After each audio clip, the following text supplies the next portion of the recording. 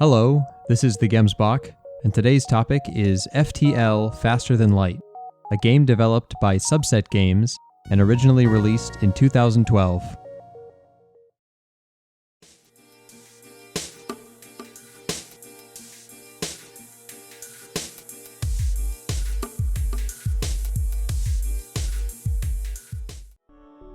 The artistic movement of Cubism has had an incalculable influence on the art of the past century.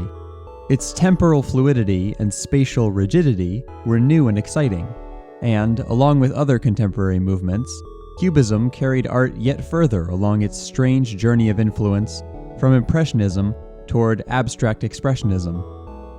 Some formal attributes of Cubism, such as flattened perspective plane, an emphasis on forms and experiences over realistic minutiae, reduction of realistic complexity to geometric simplicity, and sharply contrasting regions of intense color, are also present in a much more recent art form, pixel art.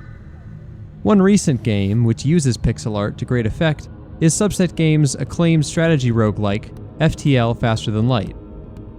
By taking a quick look at some of the art in FTL, one can acknowledge and remark upon the meaning it carries in the hopes that others will go on to do the same for pixel art that interests them.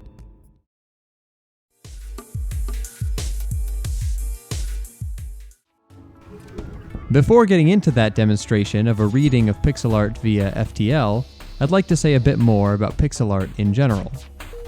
Despite its far-reaching influence and near constant presence, pixel art is very rarely treated as the movement it is.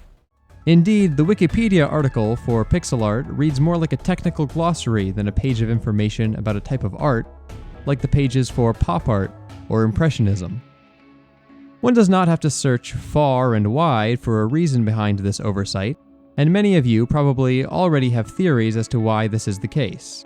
For myself, I would say that the problem is that pop art and impressionism are movements of, among other things, painting, whereas pixel art is a movement primarily of games. The status of video games as a new art form is itself a controversial topic, and relies heavily upon the degree to which you think art can be, or already is, interactive. But setting aside those bigger concerns temporarily, it is most assuredly possible to treat pixel art as a legitimate artistic movement, whether this assessment is ultimately complicated on closer inspection.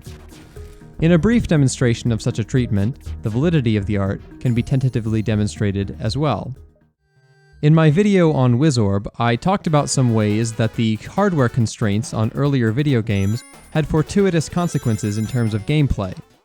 But pixel art is another, arguably much more significant consequence of the limitations of the earliest digital projects.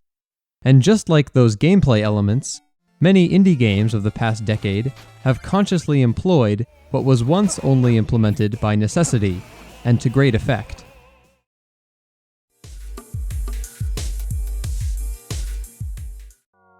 The denizens of the universe of FTL Faster Than Light are nothing short of impressionistic. Their top-down perspective can be accurately represented by a height-by-width ratio of about 12 by 17 squares, and each character is usually limited to shades of 2 or 3 colors, plus their outlines. Using that same scale of squares, a human's face is 8 squares of flesh tones. But in these tiny crew members, one comprehends a reduction to the essential. The spare forms of the different species communicate their roles in broad strokes: power, precision, energy, banality, and more. There is something symbolic, or inherently inaccurate, to a presentation so utterly sparing and so vibrantly colored. The communication of this notion to much of FTL Faster Than Light's audience is supported by the myriad ways in which different fans have interpreted more realistic renderings of the characters. Just as in Cubism, what is captured is not the image as a photographer would capture it, but as a human could experience it. Feelings and impressions inform the art. In fact, perhaps a study of which gameplay styles and which character forms or even colors are most strongly correlated to each other would be revealing of cultural attitudes on subjects like body types and others. Now consider the FTL characters in their natural habitat, situated among the rest of the art in the gameplay screen, putting these animated elements back onto their animated canvas. Notice how each character is little more than a speck on the screen, nested within a room square, within a room layout, within a ship, within a background, within a UI frame.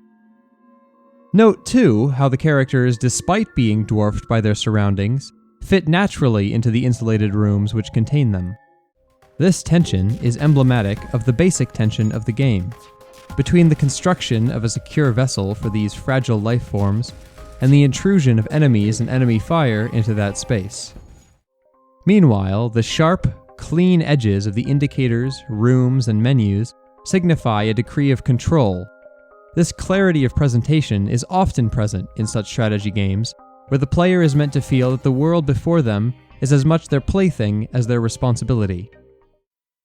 What you cannot see, and what would have been impossible in those earlier paintings, is the atmospheric, oscillating electronic music that is integral to the work of art that is FTL, brilliantly composed by Ben Prunty, with its lulls and swells providing a further implication of expansive, unknown realms engulfing the ship, which in turn engulfs the characters. This matches up well with the way in which, both before and after every single jump made by the player's ship, the animation on the ship is one that displays it zoomed out into the background. This is the experience of sentient adventure and exploration encapsulated, and this theme matches up perfectly with the threatening, unforgiving, and intimidating difficulty of the game.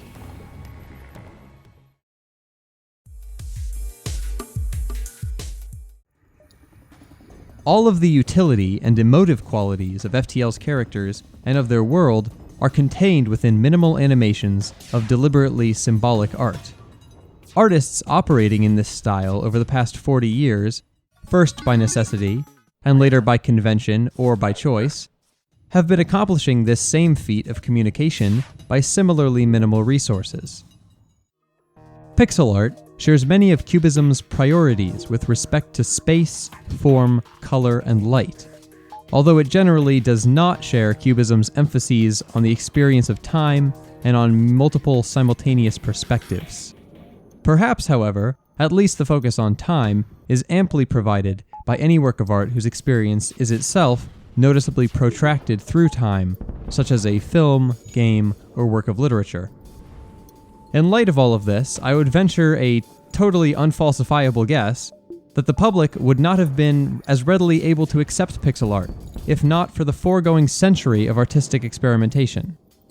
And above all, I would earnestly hope that pixel art as a movement gets the attention it deserves in the art world sometime before all of its greatest or most influential practitioners are retired or dead.